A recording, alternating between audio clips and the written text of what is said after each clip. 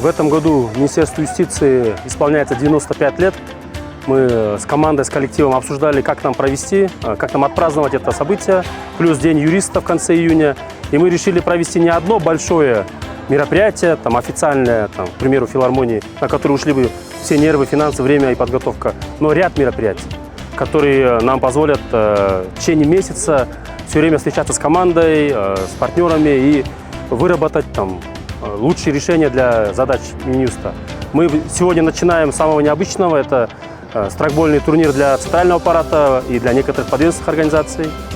Мы в июне проведем также конференцию об истории Минюста и что мы сегодня делаем. Мы создаем совет ветеранов, потому что мы чтим и уважаем историю, хоть и стараемся сегодня идти в ногу со временем. И, конечно же, мы будем посещать наши территориальные подразделения. И потом, опять же, снова мы будем проводить необычное празднование 95-летия Минюста, а именно опять проведем страйкбольную встречу с приглашением администрации президента, ЖК, Верховного суда, потому что, если вы посмотрите, это как раз-таки момент, когда люди с друг другом общаются, улучшают взаимодействие, и просто, чтобы хорошо работать, нужно в хорошем настроении юристам встретить свой праздник. И поздравляю всех коллег системы юстиции с Днем юриста и с этим праздником. На вас держится правовая система во многом, и успехов профессиональных вам и здоровья.